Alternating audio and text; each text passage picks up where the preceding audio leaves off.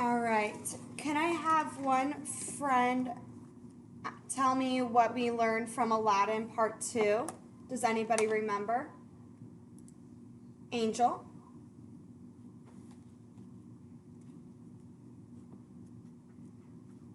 Can I go to the restroom quick? Yes, but please remember that to go to the restroom, you must private message Mr. Ruthman or I. Okay. So, do I have another friend that can tell me what happened in Aladdin Part 2? Marcus?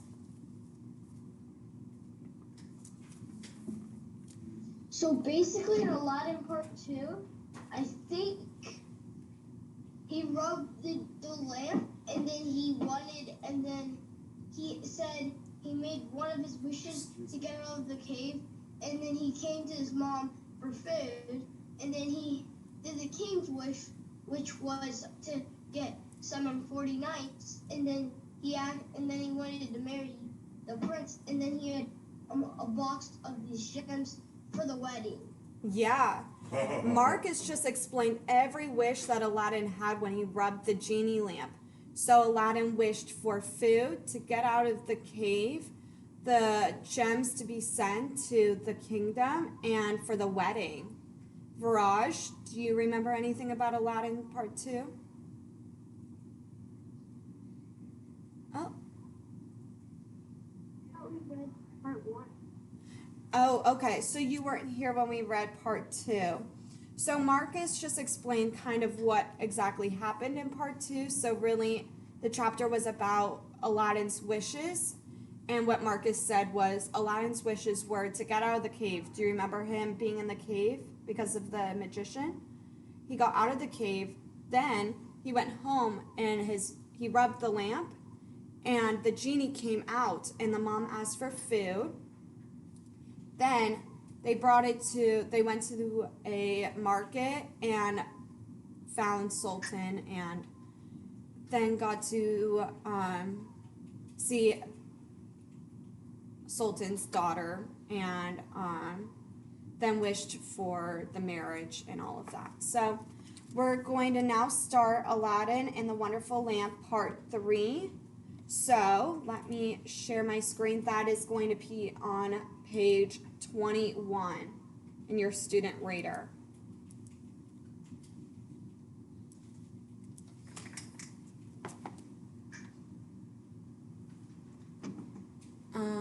Angel, can you see my screen?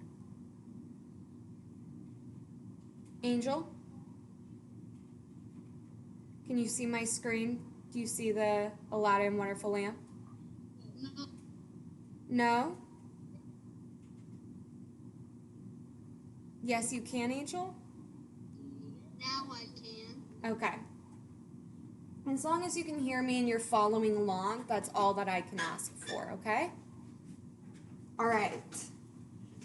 So, Aladdin and the Wonderful Lamp, Part 3. Aladdin was delighted with his new life. He felt everything was perfect, but danger lurked. Richard, are you okay? Okay, are you following along? Sorry. Okay. The magician heard of Aladdin's good fortune. That lazy boy, he said, married to Sultan's daughter? Surely this must be the magic of the lamp. He whisked himself back to Persia. He dressed as a poor peddler and carried a few shiny lamps in a basket. As he walked by Aladdin's palace, he shouted, "New lamps for old!" Aladdin was out hunting. His wife, the princess, heard the voice from the street. "We have that ugly old lamp," she thought. "I would gladly trade it for a shiny new one." She handed Aladdin's lamp to the magician. He handed her a new lamp.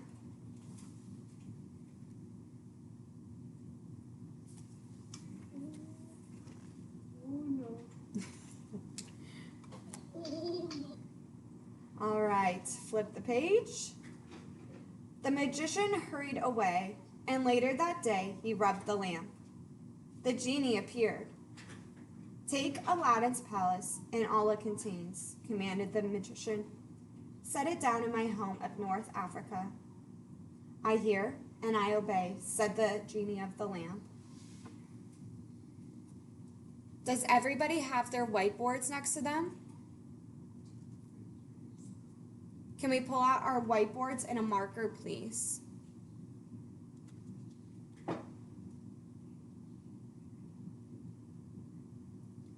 Once you have that out, can you please tell me your prediction? What do you think is going to happen next now that the magician is going to take Aladdin's palace?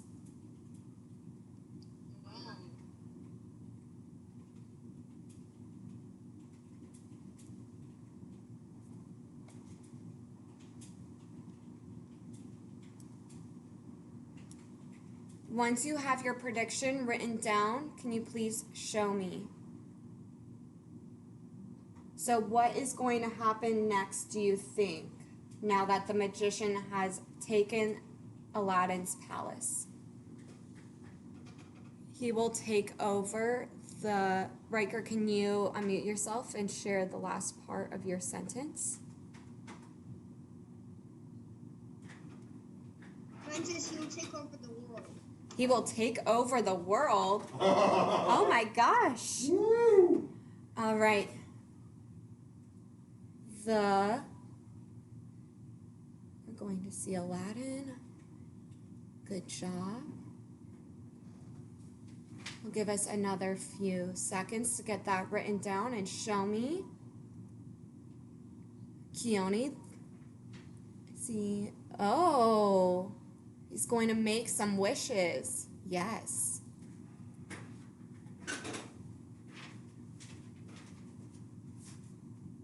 All right, still waiting on a few friends. Take Aladdin's palace. Yeah.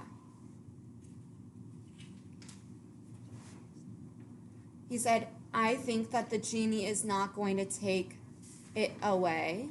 Marcus, do you have your prediction?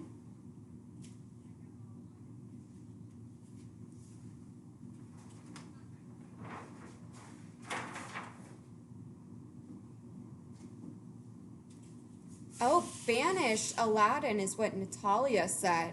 That is amazing. Did she use the word banish? Uh-huh. Wow, what Isn't a great it? word. Yeah, I know, right? That is a great word. Oh. He is going to Aladdin and then he's going to get the rich and be king. Oh, Angel, that looks amazing. Sophia, that also looks great. He's going to take over Aladdin, destroy everything, hopefully. Kendall, that is insane. Destroy everything? Okay, so let's continue reading, everyone. So let's put our whiteboards to the side. Hannah, do you have a question? Wait, Hannah, you're muted still. The artist colored Genie the wrong color. Oh, yeah, he is the wrong color. All right, so let's continue reading. We are now going to be on page 25, okay?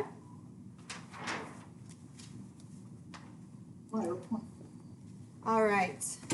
The next morning, the Sultan looked out the window. His daughter's palace was gone. So was the princess. He sent his soldiers out, and they dragged Aladdin before the Sultan. Find my daughter, he stormed. If you fail, you die. So what happened was actually his daughter's palace was gone, and so was the princess. So that was, a few of you guys had similar predictions. Flip the page. Poor Aladdin wandered far from the city. He walked beside a river and rubbed his hands, wondering what to do. The genie of the ring appeared once more. What do you wish? Said the genie of the ring. Bring my palace and my beloved wife home to me, begged Aladdin. Sadly, said the genie, I cannot. That duty belongs only to the genie of the lamp. Then, take me to be with my wife. Poof! Aladdin found himself in Africa. His wife greeted him joyfully. She told him all about the peddler and the lamp. When Aladdin heard of this, he knew that the magician had used the lamp to work his evil deed. He and his wife made a plan to get the lamp back. The next day, the princess cooked the magician a fine supper. Aladdin kept out of sight. She slipped poison into the magician's cup. One sip was all it took. The magician fell onto the floor, dead. Aladdin ran in and found the lamp. The magician had hid it in his sleeve. Aladdin rubbed the lamp. The monstrous genie appeared. What do you wish? The genie of the lamp thundered. Take this palace with all it contains, commanded Aladdin. Carry it to Persia and set it down beside Sultan's house.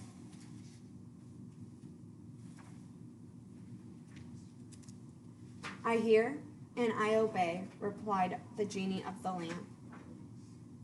The palace was lifted into the air. The next morning, the Sultan arose and looked outside the window. He was very happy to see his daughter in her palace once again. He ordered a month of celebrations. From then on, Aladdin lived with the princess in peace, pleasure, and safety. When the old Sultan died, Aladdin took his throne. He ruled justly over all people, rich and poor. Okay. All right, so let's put that away now that we are completed with Aladdin Part 3. I have one more question. All right. What is my question going to be?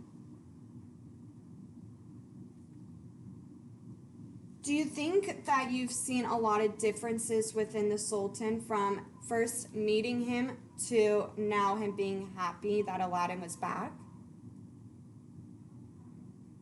Riker is giving me a thumbs up. I think that the Sultan was happy because he finally saw his daughter. I think that the only reason why he was so angry with Aladdin to begin with was because he was worried about his daughter. Do you agree with that statement or disagree? Agree. Okay. Richard, can we please keep ourselves muted? Yeah. Thank you. Okay, so let's put that to the side now. And we are now going to start on poetry.